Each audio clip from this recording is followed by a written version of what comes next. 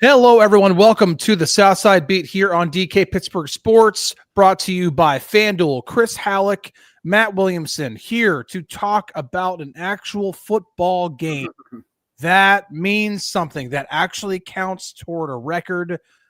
Matt, how excited are you, buddy? I am psyched. Last night got me pretty pumped up. We got another one tonight in Brazil. That's awesome. Four days or 4 games over 5 days is awesome. The Sunday slate's phenomenal, and I'm psyched to see the Steelers. And it's probably crazy thought for you and me because we've seen them every step of the way. But most people listening to us right now or watching us right now have not seen Aaron Rodgers in a Steeler uniform yet. I mean, unless you were on the hillside, you've not seen him throw a football with the Steeler logo on the side of his helmet.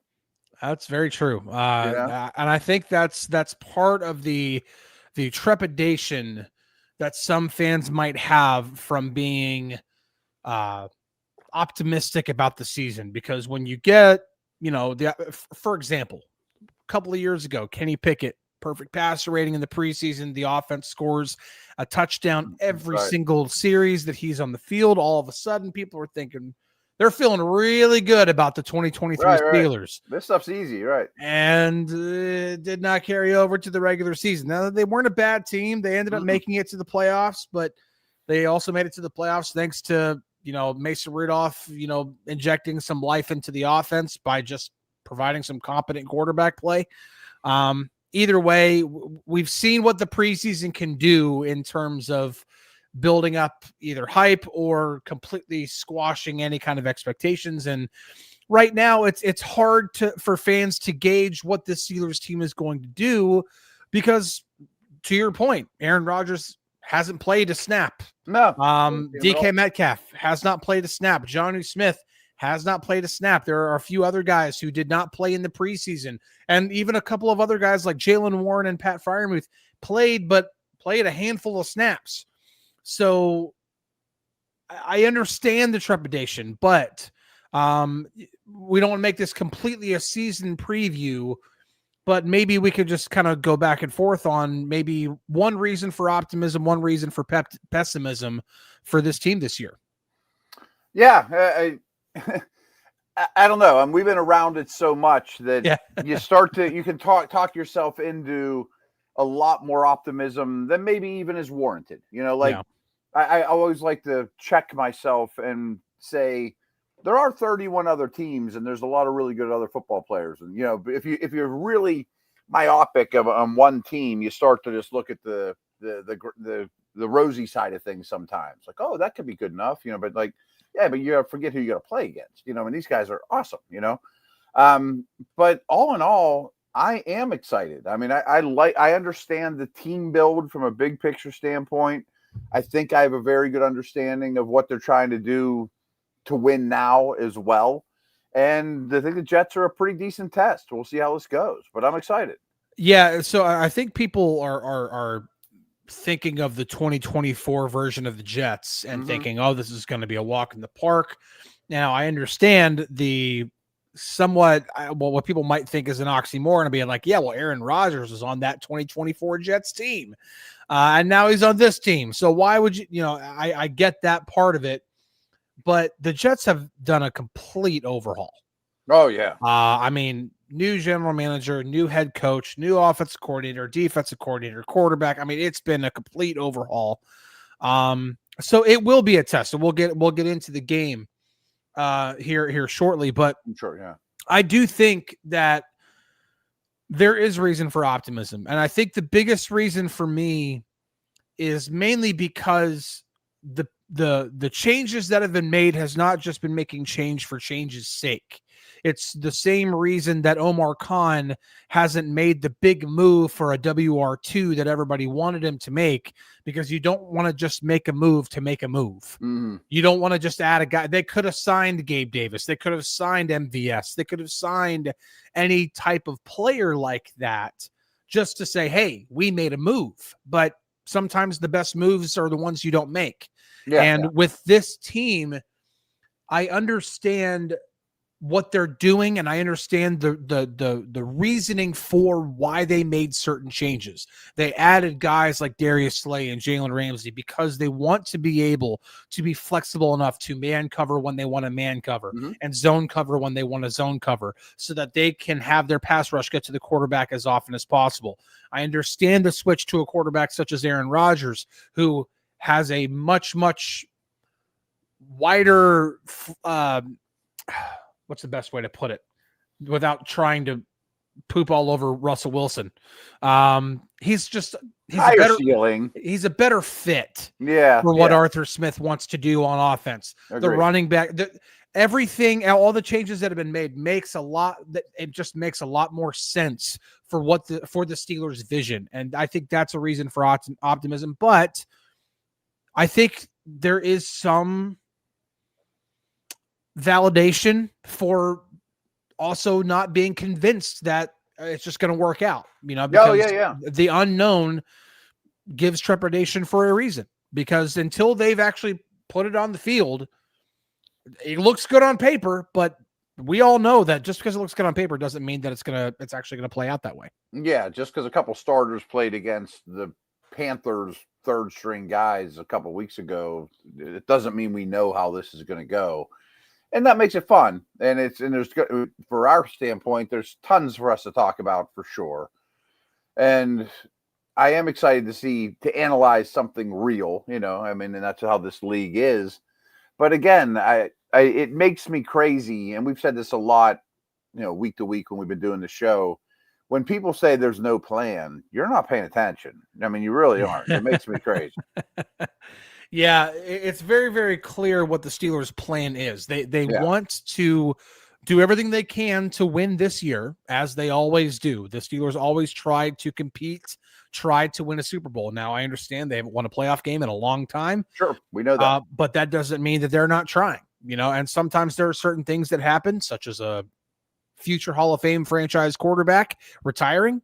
That's a pretty big thing to try to overcome. And also aging then retiring. That's a tough thing for any franchise to navigate. So I get that, but they're always trying. But they've also made all the moves that they've made without sacrificing the future. If anything, they've set up for the future. They have really projected 12 draft picks next year, three total picks at least projected to be in the third round. Two of them are definitely in the third round no matter what, because they have their own, and then the one they got for George Pickens.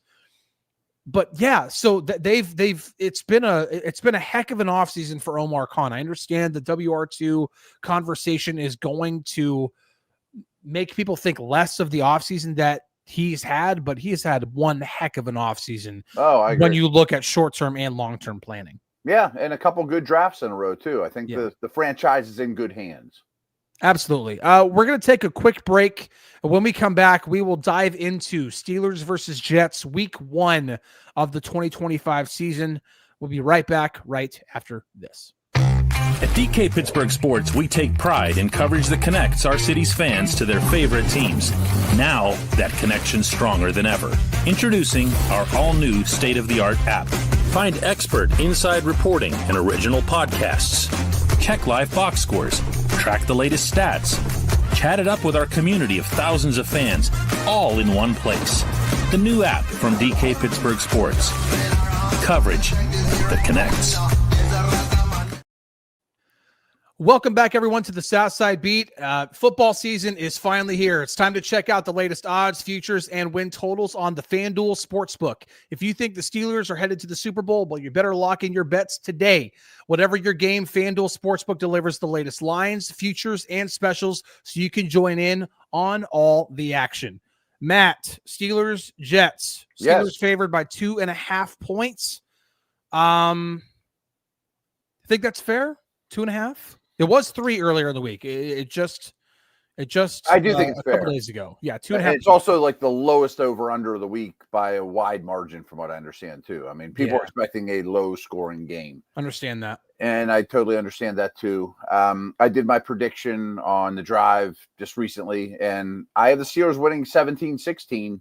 So I think the line's awfully close. I mean, frankly, do I think the Steelers are a better team than the Jets? Yes, but there are some matchup things that I'm sure we'll get into that I don't love from a Steelers perspective. And, like Sauce Gardner on DK Metcalf, and then what? Things like that worry me a little bit. And frankly, I have some, I hate using the term like rust. Everyone uses that. The offense looks rusty. Yeah, but I could see some rust on that side of the ball for sure, I definitely see what you're saying with rust, and the guys have talked about it this week, and I don't think rust is the word that they would use, but yeah, I don't like that word.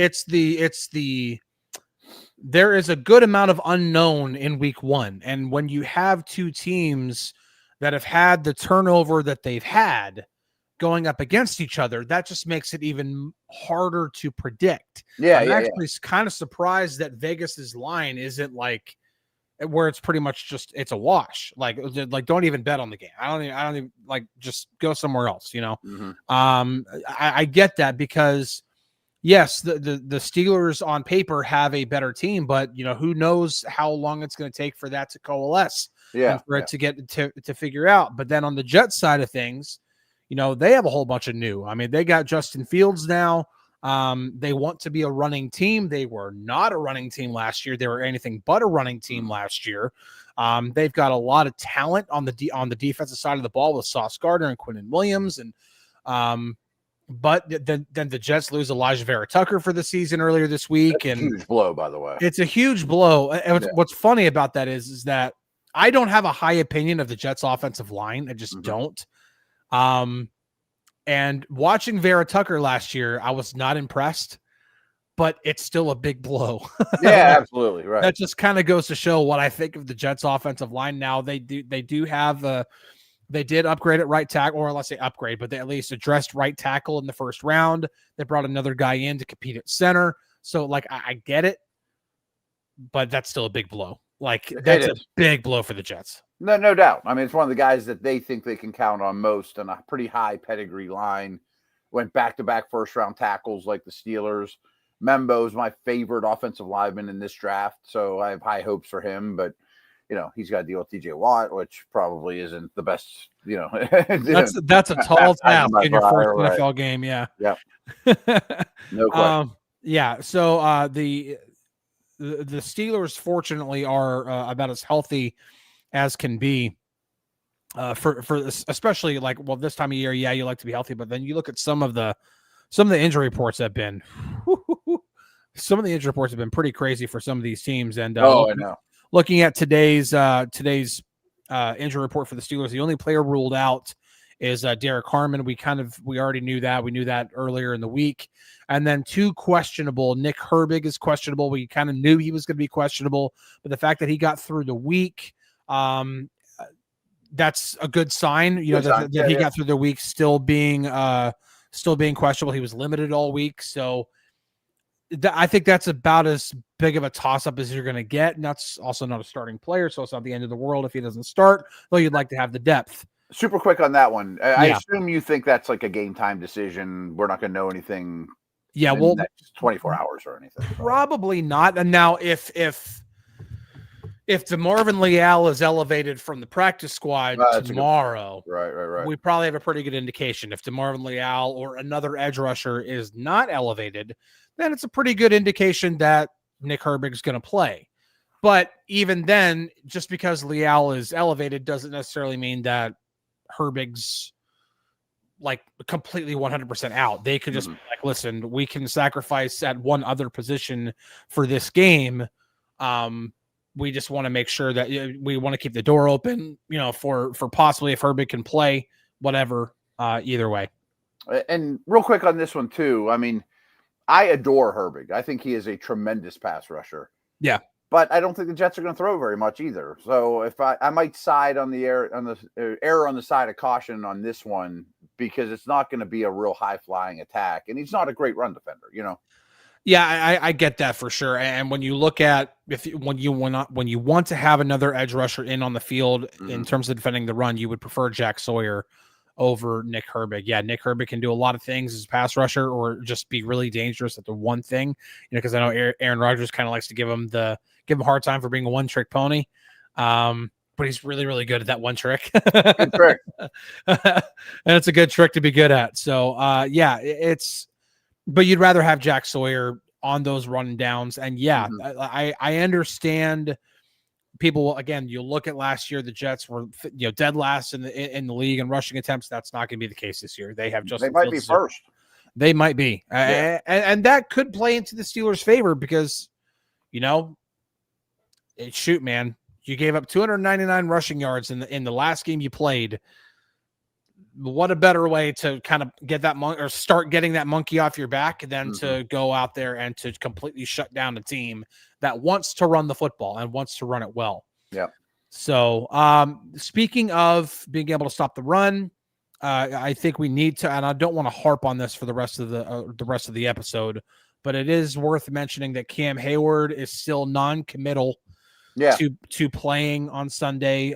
He is, for those who have been living under a rock, he is still in a contract dispute with the Steelers. He wants a raise, more guaranteed money, whatever it is. He wants something done to address his contract, and he wants that done before the ball kicks off at 1:02 p.m. on Sunday afternoon because, well, the Steelers don't negotiate contracts in the middle of the season. So that's kind of the deadline.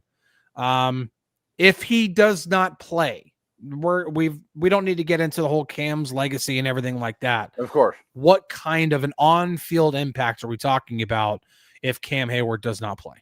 Massive. That would scare the heck out of me, especially with Harmon being out, but even if he were around.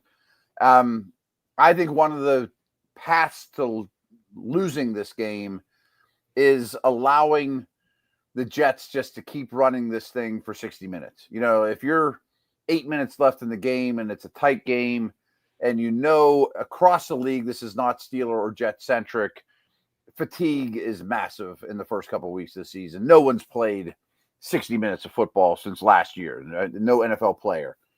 Now, and Hayward's done less than anybody since then, frankly, on purpose, most of it.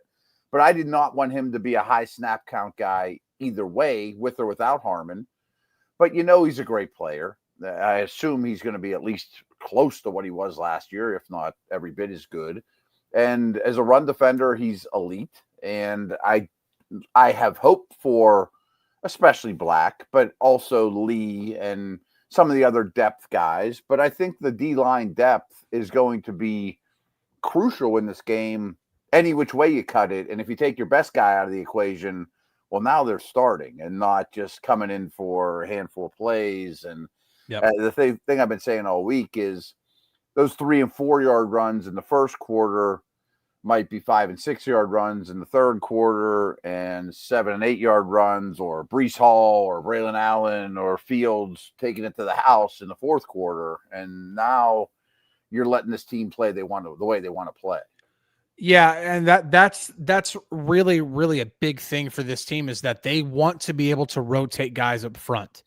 And the more guys, obviously an off-season priority. We can't just relying on Cam. Right. Yeah, exactly. And even then, last year, Cam played around, I don't have the exact number, played around 70% of the snaps. And I don't think they want that number to increase. If anything, they'd probably like to bring it down a percentage or two, or at least if he plays the same number of snaps, the snaps that he plays be snaps that mean a little bit more long goal line. Yeah. More third downs. Right. Yeah, late in the year against big opponents when you're fighting the Ravens. You're right. Like late in the second quarter, late in the fourth quarter when you're trying to lock down a game, or you're trying to get the ball back for your offense because you're only down by a score and you got to get the ball back so that the offense has a chance to go down and try to get a game-winning drive or whatever. You would rather have those guys on the field in those moments than have their energy be wasted on 1st and 10 and 2nd and 8 and in the first quarter and the third quarter, when you can, hey, it's 1st and 10, it's a really high percentage down for a run. Let's put Isaiah Loudermilk and YA Black on the field, two guys who can defend the run, who that's what they're known for, and they might get better in the process. You might develop their talents and right. Yeah, absolutely. So I think it's a huge deal if he plays or not. Oh yeah, it's a big deal. And the fact that he's non-committal to it now, it doesn't mean that because something wasn't signed or done today, doesn't mean that it won't get done. And the big thing to me is if the Steelers call his bluff, like what's Cam gonna do? Is Cam gonna buckle and just say, all right, fine, I did everything I could. I went until the very, very last second, but I'm not gonna let my teammates down. I'm gonna go out there and play, or is he gonna then call the Steelers bluff and be like, yeah, I'm not playing? Yeah, and I would understand both sides. I mean, you got to make a stand. You're an independent contractor, basically, or a businessman. And we don't have to spend a ton of time on this. There's so many matchups. No. Yeah, absolutely. Too. Yeah. But he's also the leader of the team, and don't show up for your guys is a substantial thing. And whenever he's not on the field versus when he's on the field in terms of defending the run, the numbers are pretty different. Pretty different. Pretty different versus the pass too. Yeah, especially the run. So matchup for me, and I just did a Chalk Talk video here on DK Pittsburgh Sports on it, and I think it's worth watching. Is Jalen Ramsey versus Garrett Wilson? I think it's a matchup to watch. Garrett Wilson's highest number of yards last year in a game was against the Dolphins. And he had two very, very, very big catches against Jalen Ramsey in coverage. On one of them, he just flat out beat him on a route over the middle. One with an outside move went to the inside and got all the separation that he needed. And then he did a double move so good that Jalen Ramsey fell down on another one. Wilson's very capable of those things. I mean, Wilson is, and I know I gave Wilson a lot of crap while I was watching and doing film on the 2024 Jets. That doesn't mean that he's not a really special talent. He is. Yeah. And he's not Rodgers type of guy. Yeah, no, and he's had his success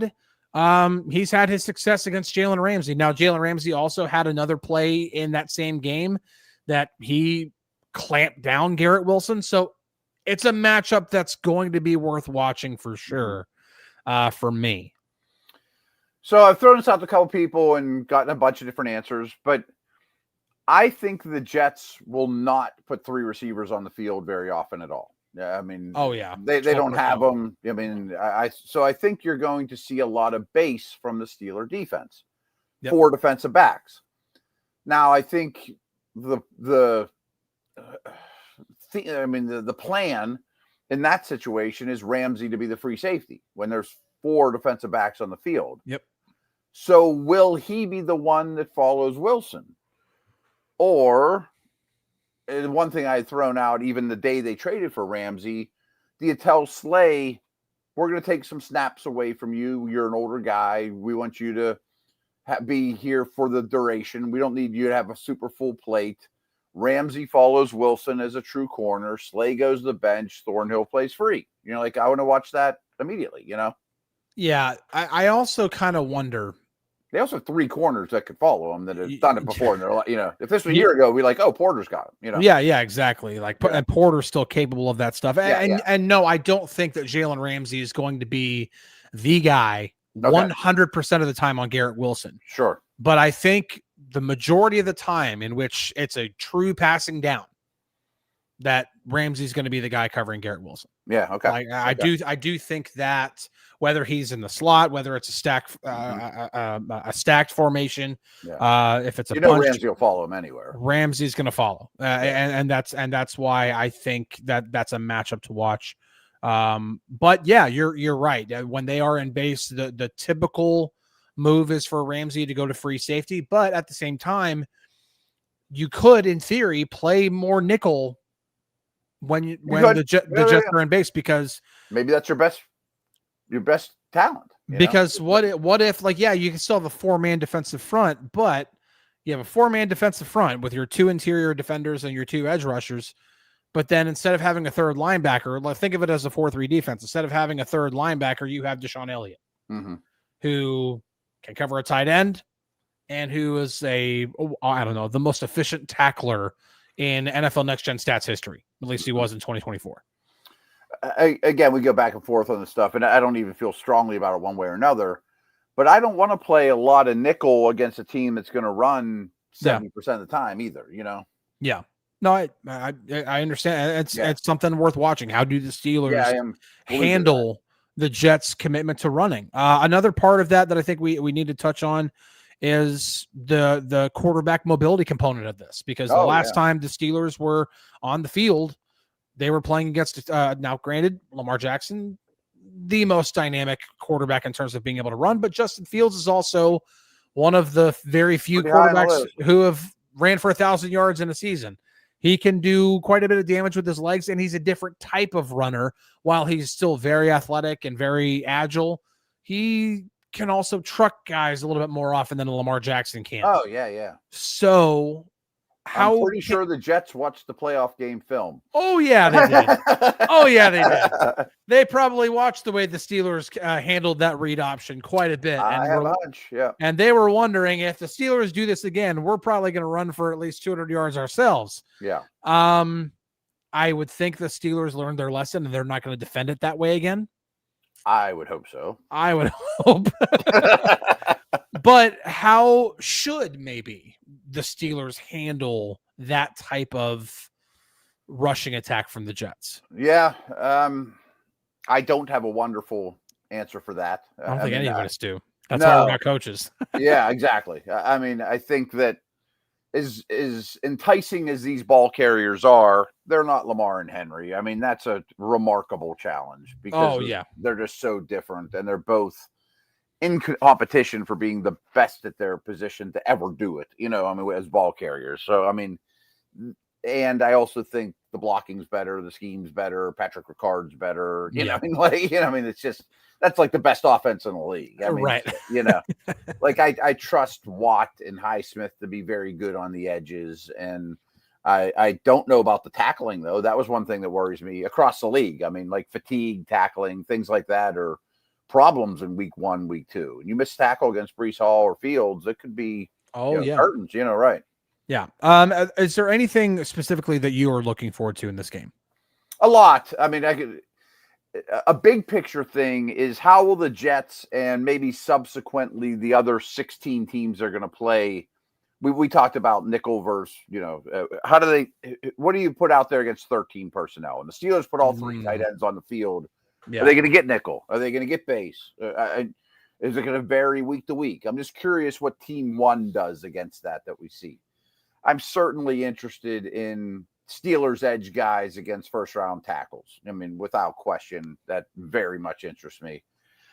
We talked about Wilson, but I think as interesting or crucial is Sauce versus Metcalf, because I think he will follow him around to know. Oh, yeah. And that's not what Sauce used to do, but that is a Lion thing to do, is play man coverage, and they just paid this guy a ton of money. And I don't know if DK wins that battle. I mean, and then I start to worry, and we might be having wide receiver 2 questions again on Monday. If Austin or Wilson doesn't step up and the fan base is going, well, what happens when a big time corner kind of shuts down your number 1? You know what I mean? I can already write that story or hear the tweets rolling in. You know what I mean? Oh, yeah, I get that. I understand that. And yeah, it is going to be a heck of a matchup because DK Metcalf is not like this guy who's known for being this elite separator, and he's like and Sauce has size. Yeah, he does. So I think it'll be more on the timing factor between him and Rodgers. Mm-hmm. I think that's going to be a big factor in this when Metcalf is running a slant or a stick route or whatever it is. Like, is the ball coming out on time? Is Metcalf ready for it? I don't think. And then I'm also curious to see. Okay, like you talked about, how do the Jets handle the Steelers' variants of using tight ends? Mm-hmm. Whether it's the rare, I almost say rare times, but one of it's the lesser times that they're in 11 personnel, or when they do have multiple tight ends on the field, whether it's 2 or 3 or maybe even 4. Yeah. How do they handle that? What's the league think of that? Right. And then how do the Steelers try to exploit that? Because when you have the tight ends that the Steelers have, you'd think that, okay, if it's 12 personnel, we always have the advantage. Because if the defense comes out nickel, well, now we've got multiple tight ends, and we're going up against a defense that's got 5 defensive backs on the field. We should be able to run the ball better. You would think. then if they decide, no, we're going to go in our base defense, well, now you're having either Pat Freiermuth or Jonnu Smith against a linebacker in coverage. Mm-hmm. And I'll put it this way. Jonnu Smith had a touchdown catch over Derek Stingley Jr. last year, who's one of the best corners in the league. Absolutely. Jonnu Smith can do a lot of things, a lot of damage against a linebacker or even a safety. So, and then even then, like if that's the case and the Jets are like, no, we're going to dedicate that kind of, coverage, or we're going to put a linebacker with a safety over the top or whatever on Jonnu Smith. Well, now you've got Pat Freiermuth in a favorable matchup. And I think people forget about Pat Freiermuth and his ability to impact the game too. Yeah. So, and as you know, 12 personnel with Freiermuth and Jonnu is a lot different than 12 personnel with Freiermuth and Washington. Also, how much is Darnell Washington going to be a factor in this game? I'm not saying he's going to be this guy. I'm enamored with him. I'm not saying he's guaranteed. Go onto your FanDuel Sportsbook right now and bet Darnell Washington over on whatever the targets are. I'm not saying that at all. Yeah. I'm not saying that whatsoever. Now, the anytime touchdown, that might be a little bit more. That's a little bit more intriguing, especially because I think on FanDuel it's plus 1,900 for Darnell anytime touchdown. I'm like, I'm sure you can confirm this, but he will get end zone targets. That's what I'm saying. Like I'm like, it's an anytime touchdown. I'm like, that might be an interesting bet. So yeah, I'm curious to see that as well, and how the Steelers can try to stay ahead of that cat and mouse game, how they can be the ones to stay ahead. We've been talking about it for months. I'm just excited to see how it plays out and what the smart defensive people on the Jet staff have to say about it. All right. Well, I know you gave your prediction earlier in the show, but give it again and give me a reason why the Steelers will win the game. I mean, Tomlin's been really good on opening day. I trust this staff and him in particular much more than the guy coaching his first ever game that's never managed a game and all those type of things. I think the Steelers have better players. I mean, I really do. I think they're a better spot right now. But I don't expect people to be super thrilled with the Steelers' performance, especially on offense. I don't know if the Steelers running game's good. I don't know if that's something you can rely on. I think Metcalf could have his hands full, to say the least. And there could be some things that are not real crisp on that side of the ball. Quentin Williams is a name you mentioned, but we haven't talked about a lot, but he's a nightmare.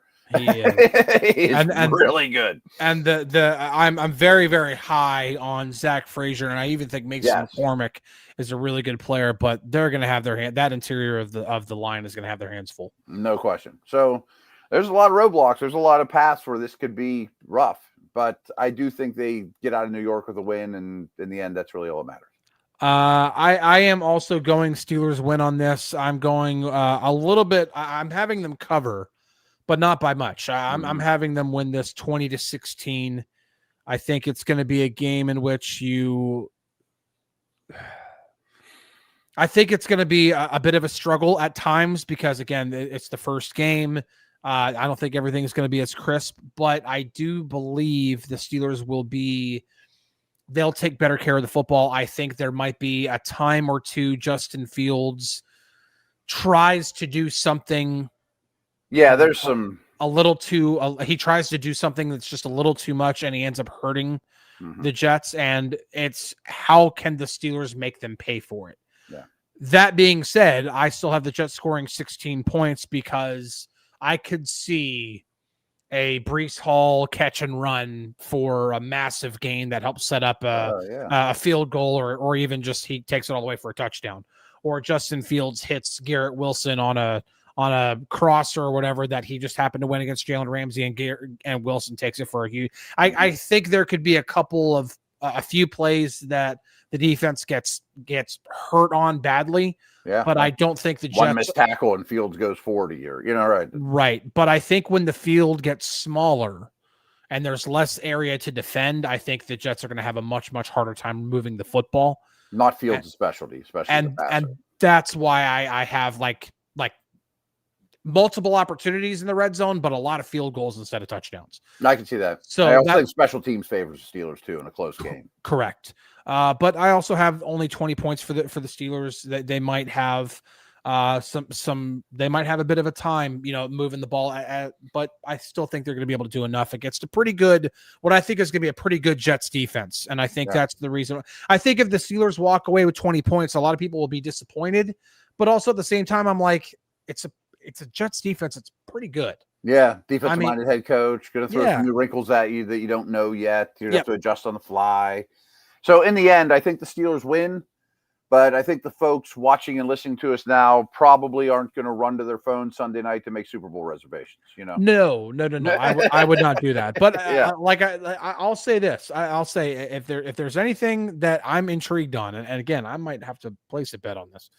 The anytime touchdown Darnell at plus 1900 is pretty intriguing. I'll post my PayPal now for all the people that are hitting it up and land it. They can buy us a bunch of beers at Sharky's next time. If the Steelers get inside the 5-yard line, I'm sorry, I think Darnell's going to get some targets.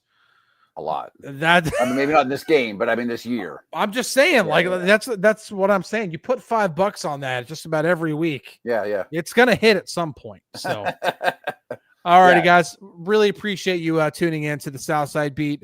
We will be back next week, and when we get back into the regular season swing of things, what we'll always do is we'll open up the show, reviewing the game, what happened, and then when we come back for our second segment, we will then begin to preview the next game, just as we've done in this one.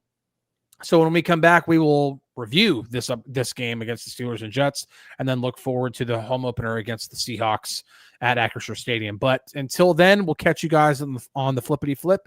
We'll see you later, and enjoy the first NFL Sunday of the 2025 season.